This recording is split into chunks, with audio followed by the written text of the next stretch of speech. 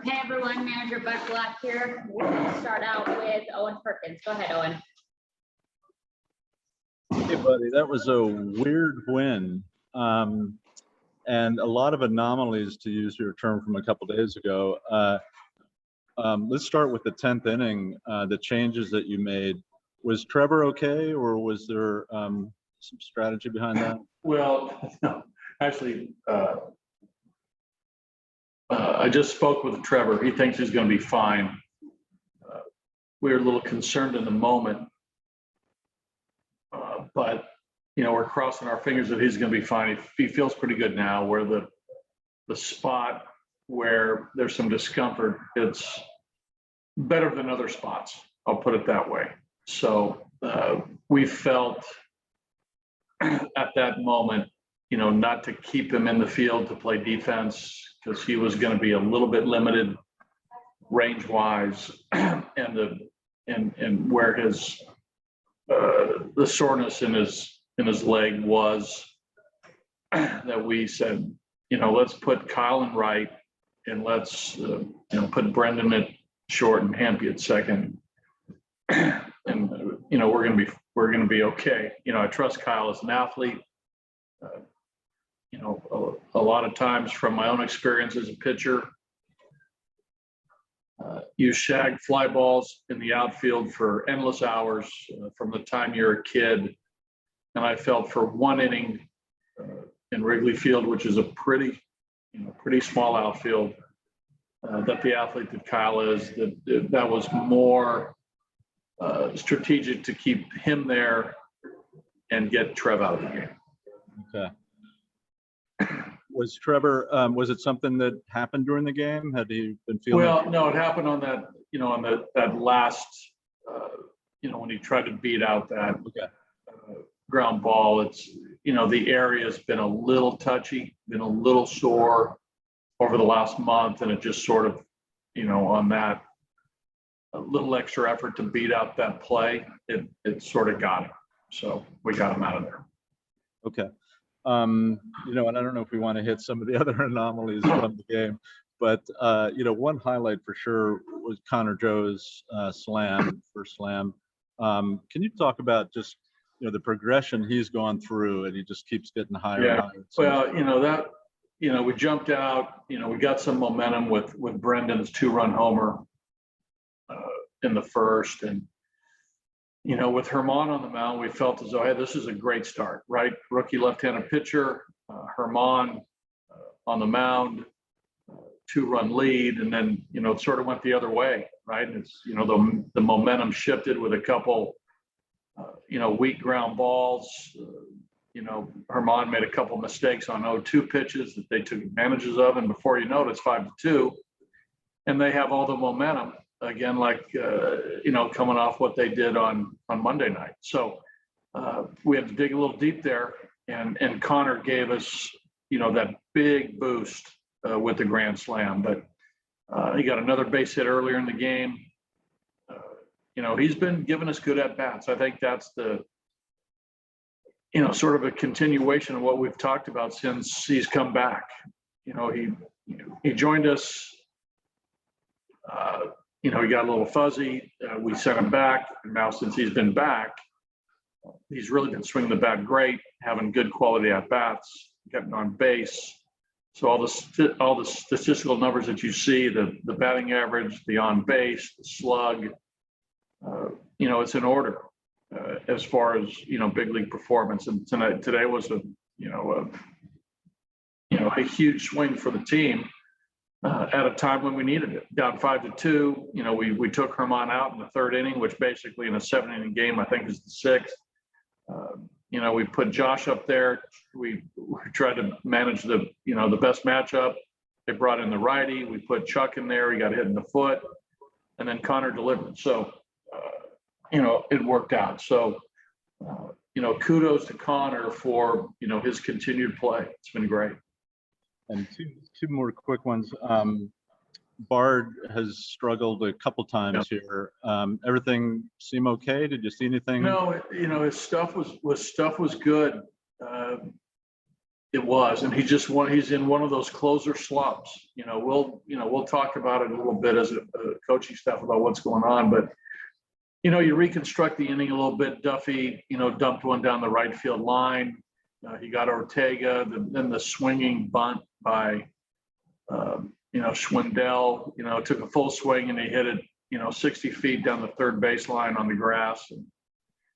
And then a fly ball with the wind blowing out that, probably in all honesty, the only park that ball goes out on is Wrigley Field. I mean, went in the basket. It was just a fly ball to left center field that Hampson was right there. But hey, listen, that's baseball. It happens. It's Wrigley Field. So no excuses for Daniel, and he'll say the same thing. But it happened. He'd much prefer to get a ball on the ground and get a double play ball, but the ball went in the air. And we can say that we caught a break with Mac's home run, right? That ball was a 2-strike fly ball to left that got up in the wind and took it out. So it's the beauty of baseball. You never know what's going to happen. So all the stats that you look at that warrant some of these opinions, you throw out the window. But we'll get. I don't want to say we're going to get back to the drawing board on Daniel, but he's in a little bit of a closer's slump, no doubt. Okay, and finally, you been looking for the solution on the road. It did feel like you brought a little Coors Field magic on the road today. Did this feel like a Coors Field game? And well, it did. Red and I were talking about at Coors Field, obviously, there's some grinders, right? The back and forth, the high run totals. You never know how it's going to play out. You're never comfortable, and I sort of felt that way today here, right? When the game started, the wind was blowing in.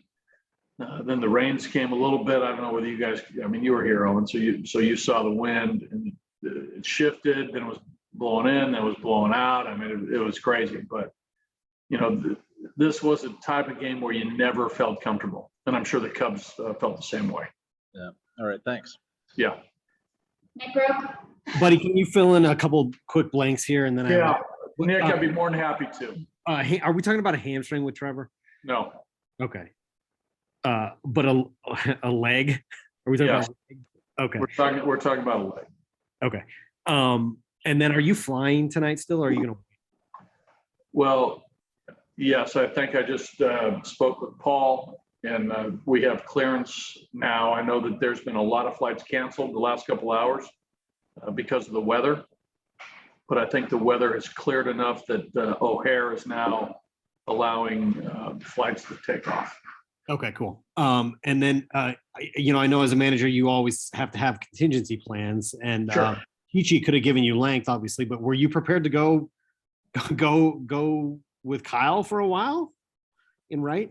Yes, he was our right fielder. I mean, he was 1 for 1, I guess. So 1 for 1 as a pinch hitter, and he played great defense and right. yeah, right. But I mean, but in all honesty, are you secretly wishing that he wasn't going to have to do anything? Yeah, you never want a pitcher to go in the game. Okay. In that capacity. No, but the way that game unfolded, we had to do everything we could to get back in the game. We used 2 players in the 4th with Fuentes and Chuck. Then we scored some runs, and we had to use Ruiz, and he got a big knock. We had to use Dom in an extra innings, and he got a big knock, and now we're out of play.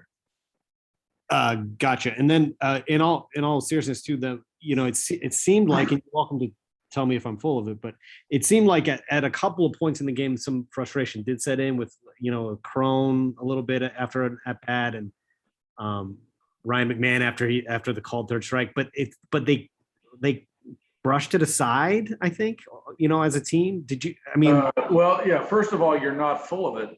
You saw what you saw, and it's real. That's emotion. I mean, guys care. Crone missed a pitch, thought he wants to contribute. He was mad. I mean, swinging the bat, great. I got to see the pitch. He probably missed a pitch he wanted to crush. Mac took a called third strike in a big situation with a guy on second and no outs. Frustration, pissed, mad at himself. That's real. So you saw it right.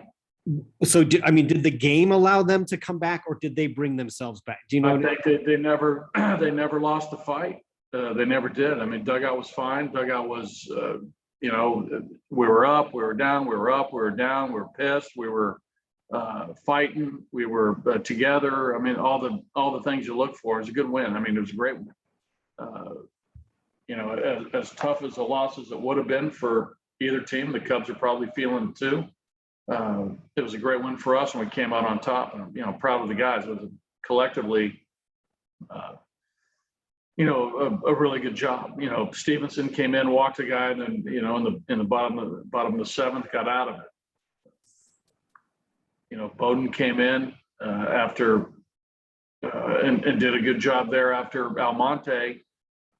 You know, looked to, you know, maybe end the game with that grounder to short, and that didn't happen. And then he, you know, got Ortega, and he went another good inning on the road in a close game and did a nice job. And then Chichi in the 4-run lead through strikes, and you know, ended up making you know, a couple pitches at the end to allow us to win. Awesome. Thank you, buddy. Okay, all right, guys, good.